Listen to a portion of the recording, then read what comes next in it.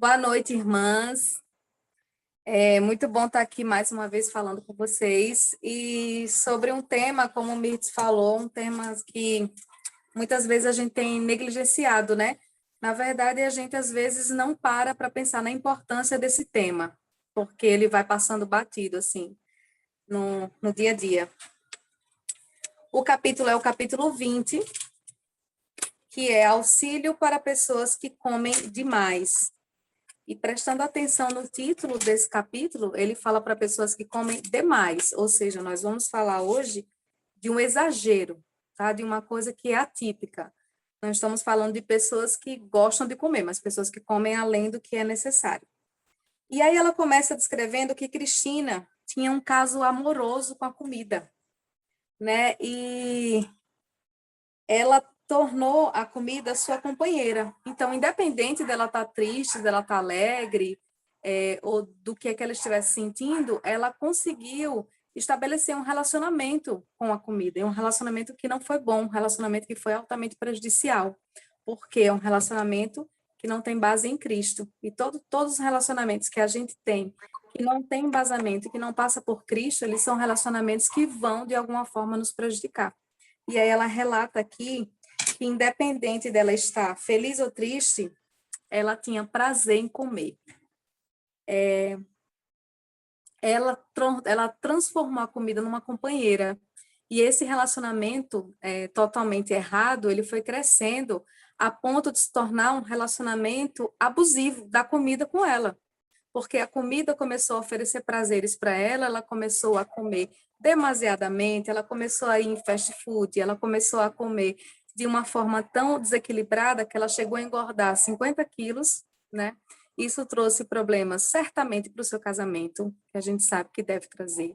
Trouxe problemas de convívio social, porque Cristina começou a se sentir mal e constrangida de aparecer para as pessoas, porque é um traço das pessoas que vão engordando mesmo, começar a se constranger da forma física que vai apresentando a gordura, né? Então, ela começou a se isolar, ela começou a ter um comportamento também muito problemático, que é de esconder das pessoas, esconder comida nas gavetas, de querer se alimentar longe de outras pessoas, porque com certeza ela tinha vergonha da quantidade de comida que ela estava comendo, e ela não sabia que esse relacionamento iria resultar em tantos problemas para ela, porque o foco dela, né, a intenção dela era que ela tivesse resolvendo aquela situação que ela estava vivendo naquele momento, ela estava buscando um alívio, né? As pessoas que estão comendo em excesso, elas comem por algum distúrbio.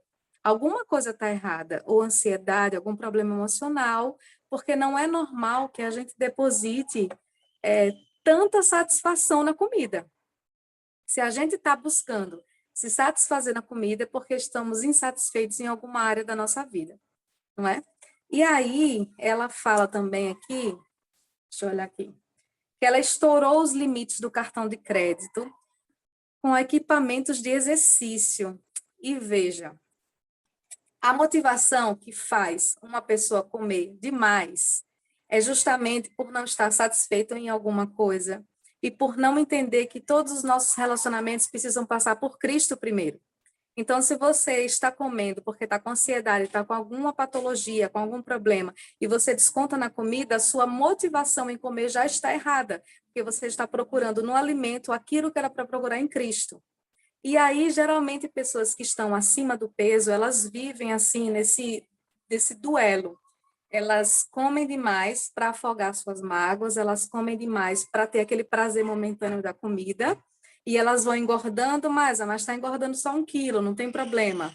Eu prefiro comer aqui mais uma panela de brigadeiro do que perder os 5 quilos que eu ganhei mês passado. E aí não tem problema, eu ganho mais 5 quilos, porque é mais difícil perder peso do que me atolar em chocolate e hambúrguer, eu vou continuar comendo as comidas que me fazem mal. E geralmente pessoas que têm esse transtorno, elas começam a comprar treinos, elas se matriculam na academia e elas tomam medidas, né, como essa, estouram cartões, como foi o caso dela, achando que só o fato de se matricular e de fazer essas coisas vai resolver o seu problema. Então, ela fica com dois problemas de motivação errada. A primeira motivação é a motivação de ir atrás da comida para resolver suas ansiedades, e a segunda motivação errada é ir atrás, tentar resolver com exercícios físicos que ela nem pratica, na verdade, ela só está indo atrás do exercício físico, mas ela está em busca de emagrecimento. Em nenhum momento essas práticas aí passaram por Cristo e passaram por uma reflexão a respeito do nosso testemunho de vida e do que a gente tem que fazer. Foi só para bel prazer. Então, o primeiro problema é comer para me sentir bem, e talvez a solução do problema seria malhar, fazer dieta para também me sentir bem, entende? E aí, tem uma coisa bem interessante que ela fala no livro, que Cristina estava furiosa com Deus por não impedi-la de comer exageradamente. E uma coisa que a gente tem que fazer é, quando a gente se relaciona, que a gente coloca Cristo no nosso relacionamento, para honrar e glorificar o nome dele, a gente tem que ter cuidado com todas as nossas práticas. Então, ela até bota um exemplo aqui no livro, se ela vai comer pizza mais tarde, ela não pode simplesmente chegar na frente da pizza, comer exageradamente, se sentir mal depois, né?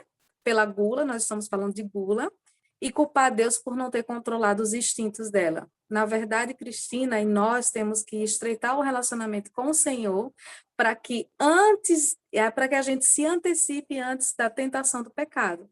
Então, se a gente sabe que a gente vai ser tentado em situações que a gente vai praticar a gula, a gente tem já que orar ao Senhor e pedir ao Senhor que dome o nosso coração e que dome os nossos instintos para que a gente coma e para que a gente consiga se comportar de maneira que agrade a Deus, né? E aí ela fala outra coisa também, que quando a gente está nesse hábito de paixão pela comida, a gente age como se tivesse tendo um caso amoroso.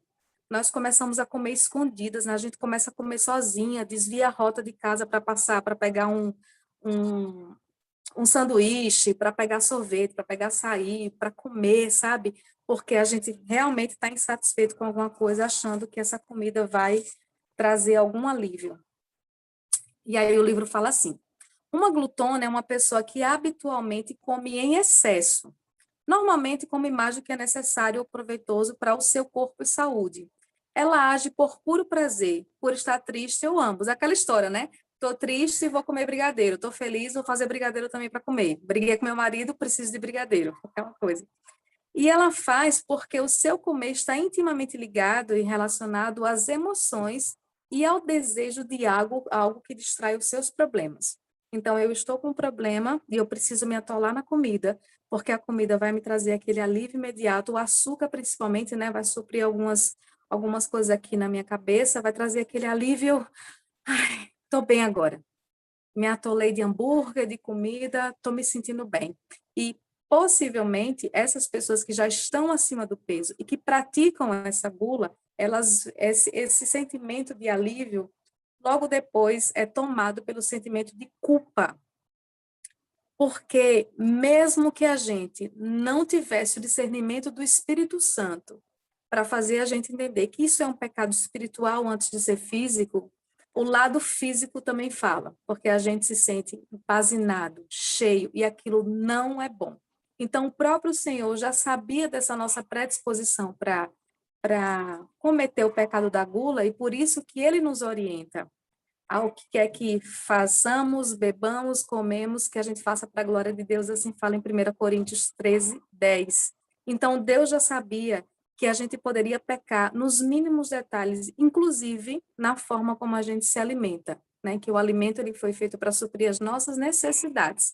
E que bom quando o alimento traz esse prazer, quando ele é gostoso, quando ele é saboroso, mas o alimento não foi criado para satisfazer nossas necessidades emocionais e espirituais. E aí fala que apesar da maioria de nós concordarmos que há algo mais na vida do que viver de biscoito em biscoito, no coração o nosso vício de comer excessivamente diz algo diferente. Por quê? Porque a gente, às vezes, no nosso dia a dia, a gente centraliza todas as nossas atenções nos nossos problemas diários, na nossa rotina, no que a gente tem que fazer. A gente não tem uma perspectiva eterna, como o livro fala. A gente esquece desse relacionamento com Cristo, a gente esquece por que nós fomos criados, e a gente esquece que o nosso corpo é templo do Espírito Santo e ele precisa estar saudável. Então, na medida do que eu posso trazer hábitos que tragam saúde para o meu corpo, eu tenho que fazer para a honra e glória do nome do Senhor. Não somente eu preciso ter uma alimentação equilibrada e saudável para ficar magra, para ficar... Não, a gente tem que ter uma moderação para que o nome de Deus seja louvado. Isso não quer dizer que por eu ser magra demais ou estar acima do peso, eu estou desonrando o nome de Deus. A gente está falando da motivação que nos faz comer, né? Então, se você coloca a comida na sua frente, e se a gente realmente parasse para pensar em Deus, como a gente costuma nas orações pedir, né? Se a gente parasse para, toda vez que a gente for ter ações pequenas no dia a dia, a gente conversasse com o Senhor, a gente ia perceber que a gente troca facilmente o consolo e o colo do Senhor por um pacote de biscoito. Então, porque a gente tem uma necessidade de saciação imediata. E outro grande problema que a gente passa hoje em dia é a sedução da indústria alimentícia. Então, a gente, além de sermos seduzidos com tantas delícias, porque hoje o que mais se tem é delícias, a gente abre o Instagram, são delícias, a gente liga a televisão, é propaganda de sanduíche, é tudo aquilo, então a gente é bombardeado, o nosso cérebro vai colocando aquilo no lugar meio que especial aqui na cabeça, e a gente começa a fazer esse link de estou bem, estou com os amigos, eu preciso comer muito, eu preciso comer para me satisfazer. Se eu estou com raiva no trânsito, como ela fala que uma comidinha sairia bem, eu já comi, mas eu quero comer de novo. Eu não estou com fome, mas eu quero comer. É aquela coisa. Então, a gente precisa parar para pensar se o que eu estou fazendo está honrando o nome do Senhor. A quantidade de comida que eu estou comendo porque eu estou com fome, porque eu gosto de comer, ou eu estou saciando as minhas necessidades espirituais num prato de bolo de chocolate. É mais ou menos isso. E por incrível que pareça, a maioria das pessoas que estão com obesidade ou pessoas que têm transtornos alimentares, elas estão sim, sem saber buscar a Deus, sem saber que o Senhor é possível, o Senhor é quem vai resolver os problemas, elas não sabem disso. E muitos crentes também não sabem. Inclusive, eu não enxergava por essa ótica. Eu enxergava que eu podia comer, e ao longo desses 3 anos eu engordei aí 16 quilos, né? Foi por comida. E eu não tinha parado para pensar nisso. Eu não tinha parado para pensar se eu estava comendo de uma forma que glorificasse o nome de Deus, se eu estava me atolando aí nas ansiedades que eu tive da vida em comida, comida, comida, comida. A gente acaba fazendo isso sem perceber. E esse livro me fez pensar em que a gente tem que se relacionar com Deus com pequenas coisas do dia a dia. A gente, às vezes, costuma colocar Deus em problemas muito complexos, né? Problemas que precisam de perdão e de cura, e problemas no casamento, problemas de relacionamento. A gente, às vezes, costuma buscar o Senhor para coisas de grandeza maior e esquece de colocar Deus nesses pequenos detalhes, na atitude que eu tenho com meu marido, no jeito que eu me relaciono com a comida, e a gente pega o gancho disso e leva também para as pessoas que têm anorexia, as pessoas que têm bulimia, que a motivação de estar magra, de estar acima do peso ou não, as motivações são totalmente equivocadas e faz a pessoa buscar unicamente o seu bem-estar. E por que que a gente, hoje em dia, busca tanto o nosso bem-estar? Porque o mundo vende essa imagem de que você tem que estar feliz, você tem que estar bem. Se você engordou muito, o problema é seu, o corpo é seu, e o ditado do mundo é: meu corpo, minhas regras. Então, se eu engordei, problema meu. Se eu estou prejudicando minha saúde, o problema também é meu. Se eu estou magra demais, o problema é meu. Se eu estou vomitando o tempo inteiro porque eu não quero ficar com barriga e quero ficar com a barriga chapada, você não tem nada a ver com isso. Então, o mundo, além de seduzir com comida, o mundo também seduz com padrões de corpos perfeitos, e a gente começa a entrar numa incoerência tão maluca A gente passa a não perceber realmente qual é a perspectiva que a gente tem que ter. Nós, como cristãs e tementes a Cristo, a gente não pode se deixar seduzir por esses padrões mundanos, porque a gente deturpa toda a imagem e começa a enxergar a comida de uma maneira totalmente equivocada. Então, a comida não é fonte de cura emocional. E a comida também não é algo para ser repudiado e negligenciado para você não comer para ficar muito magra, né? E aí ela vem e fala aqui que a perspectiva eterna é quando o que a gente faz é feito para Deus e para a sua glória. E quando a gente perde essa perspectiva, a vida passa a ser sobre o nosso prazer. E todo pequeno acontecimento fornece potencialmente uma razão para comer. A gente começa a ver razão para comer o tempo inteiro, porque a gente não para pensar que somos seres espirituais, que precisamos estar bem, que precisamos cuidar da nossa saúde, naquilo que depende de nós, porque a nossa vida precisa ser um testemunho vivo. Então, a forma como eu vivo, a forma como eu me relaciono de forma equilibrada com a comida, abençoa a vida de outras pessoas, fazem com que outras pessoas enxerguem esse equilíbrio que o Espírito Santo traz para a nossa vida, né? Então, tudo que é muito desequilibrado parece não conversar, não. Deus não habita no desequilíbrio.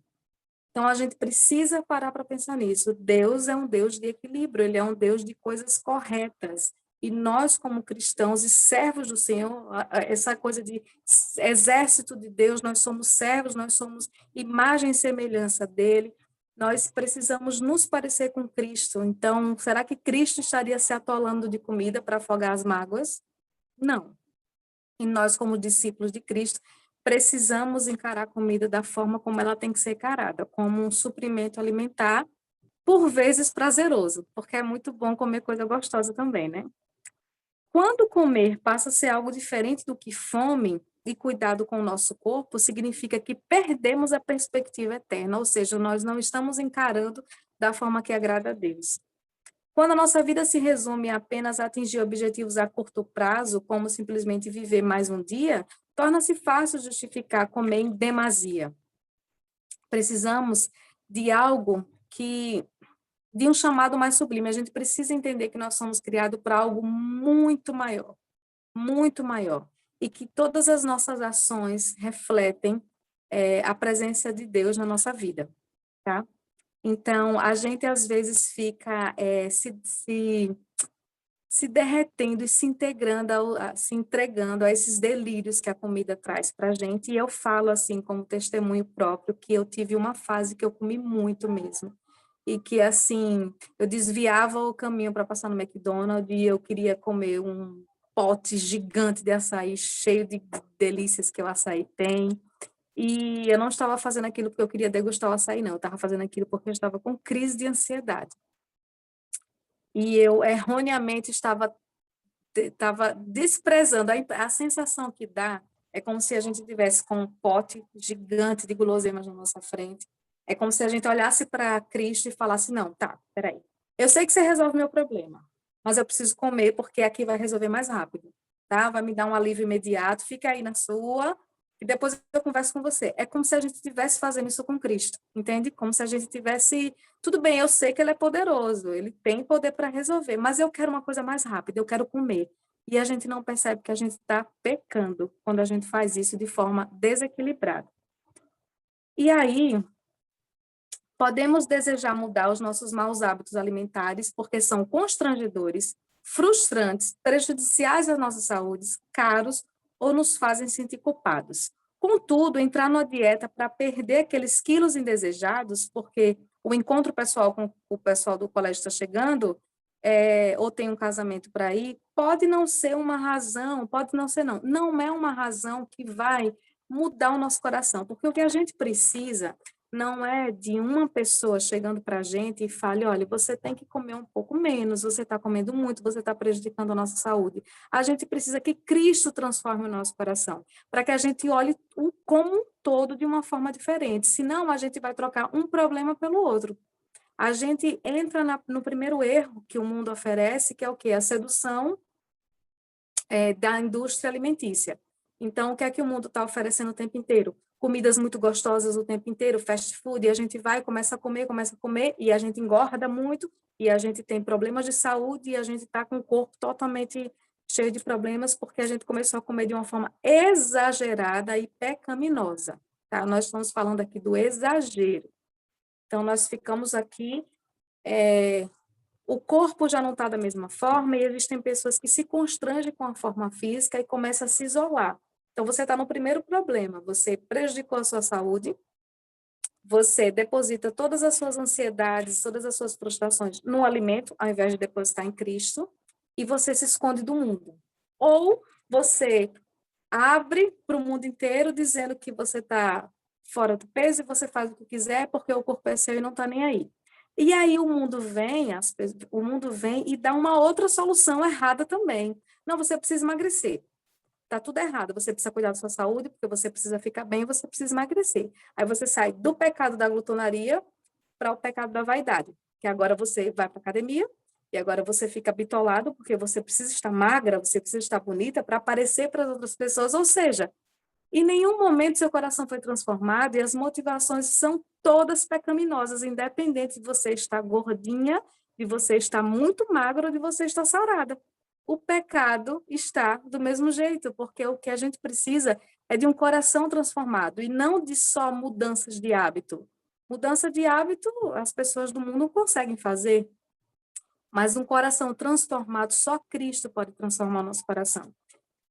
E aí, ela fala, o nosso problema com a glutonaria não é simplesmente um problema com comida, o problema de orientação de vida, e quando vivemos com orientação errada, orientação de curto prazo, transitória, nunca conheceremos a satisfação, a realização e a paz que estamos buscando. Então, nós só vamos ficar pulando de problema no mundo. Pula de um, emagrece, engorda, fica uma sanfona, o nosso coração não é transformado e a vida parece que se resume a esse mundinho aqui, né? Quando a gente não tem essa perspectiva daquilo que é maior.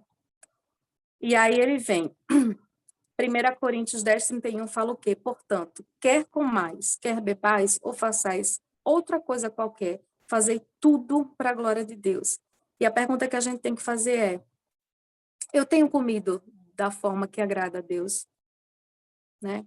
Quando eu estou com as pessoas, a forma como eu encaro a comida é uma forma que glorifica a Deus? Se eu fosse Jesus, eu comeria dessa forma? E aí isso também, eu acho que isso também é um termômetro de um outro problema. Se a gente tem prática de viver em oração. Porque se a gente vive em oração, a gente ora sem cessar, a gente conversa com Deus, a gente poderia resolver essas coisas de uma forma mais tranquila se a gente parasse mesmo e conversasse com Deus nos pequenos detalhes, né? Nas pequenas atitudes. Senhor, eu tenho glorificado o seu nome. Senhor, será que se eu comer isso tudo, eu vou estar testemunhando o tempo inteiro? A gente foi criado para ficar o tempo inteiro, vigiar e orar sem cessar. A gente foi criado para isso. Então, Senhor, será que essa atitude que eu estou fazendo está glorificando o teu nome? Eu estou sendo um bom testemunho para quem está do meu lado? A pessoa que está do meu lado vai conseguir te ver em mim dessa forma que eu estou vivendo, dessa forma que eu estou me alimentando? As pessoas conseguem ver Cristo na minha vida ou não, né? E aí tem uma coisa aqui. Isso significa que tudo o que fazemos, se estivermos comendo, bebendo, lendo jornal, dirigindo o nosso carro, qualquer outra coisa que a gente esteja fazendo, deve ser feito com atitude de tal maneira que leve os outros ao nosso redor a dizer, Deus é maravilhoso, Ele é demais, não é maravilhoso conhecê-lo por meio do seu Filho? Então é o nosso testemunho, né, que vai fazer com que as pessoas enxerguem isso. Porque testemunhar a Deus não é chegar só para uma pessoa e falar que Deus é maravilhoso, porque isso é muito fácil, Ele é maravilhoso. Falar dos grandes feitos de Deus na nossa vida, falar das bênçãos que Deus faz na nossa vida, isso tudo é muito fácil. Falar dos livramentos, falar também de como Deus trabalhou na sua vida nos momentos difíceis, são coisas também prazerosas de falar. Mas viver e praticar o evangelho nos detalhes e no dia a dia, esse é um grande desafio. Na nossa casa, com o nosso marido, a forma como eu como também tem que ser uma forma que glorifique a Deus e que edifique a vida de Caio. a forma como Caio come deve edificar a minha vida. Então, são coisas que a gente tem que revisar para que a gente consiga ter esse equilíbrio. Glorificar a Deus significa que mostramos às outras pessoas quão digno Ele é de todo o nosso amor, confiança e fé. Significa que nós nos esforçamos para agradá-lo em todos os aspectos da nossa vida, inclusive com hábitos alimentares. Ela fala aqui que comer em excesso é uma prática de uma pessoa que não está focando na glória de Deus.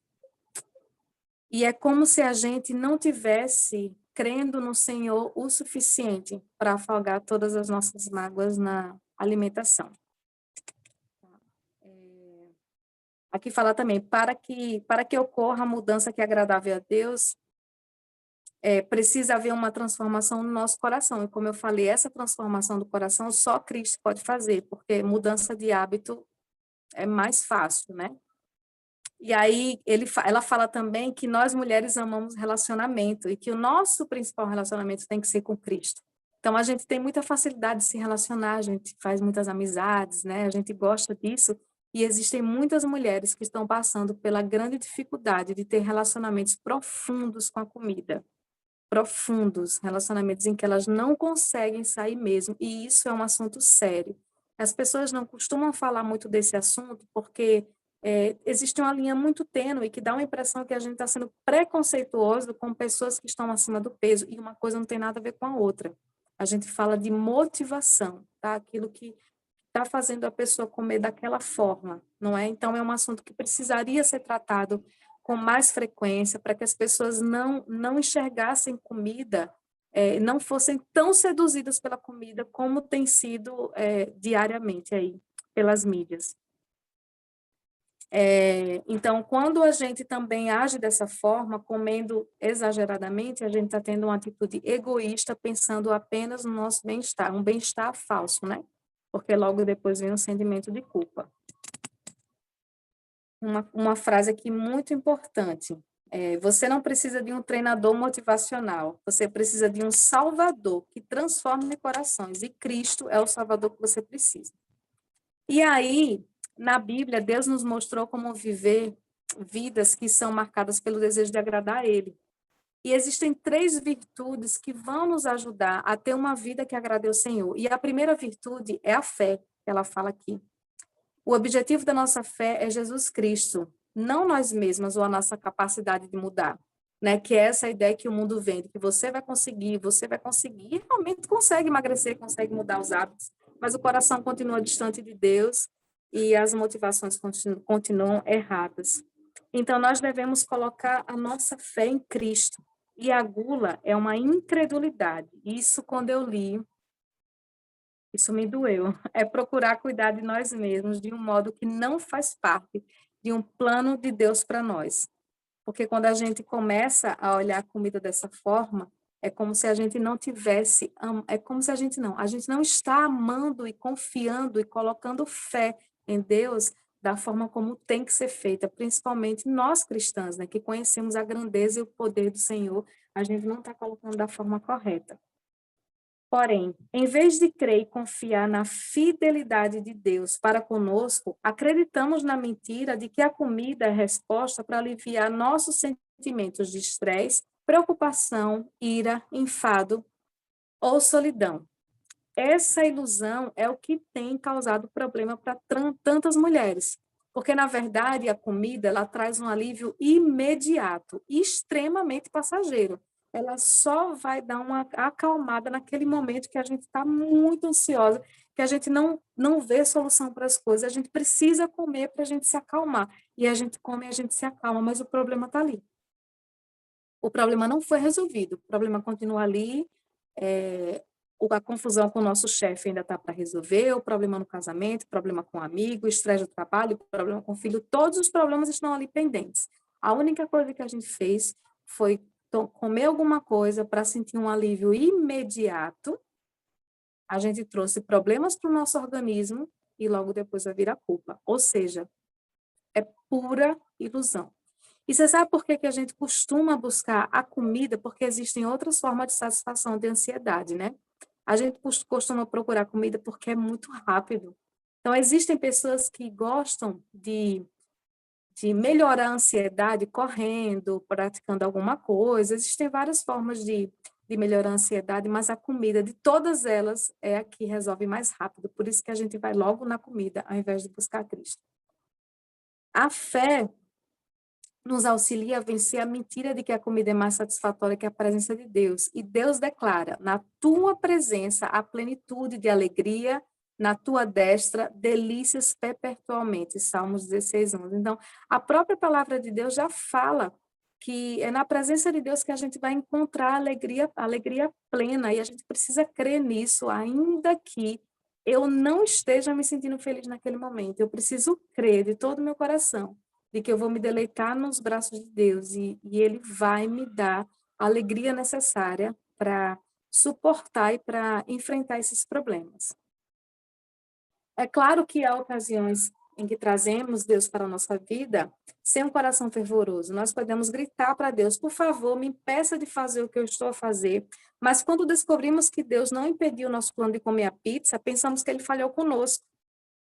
Então, foi uma coisa que eu falei logo no início. A gente tem essa mania de responsabilizar Deus pela nossa falta de planejamento até em relação ao pecado, porque a gente sabe exatamente quais são as nossas fraquezas e a gente sabe que determinadas situações vão vulnerabilizar o nosso coração para o pecado.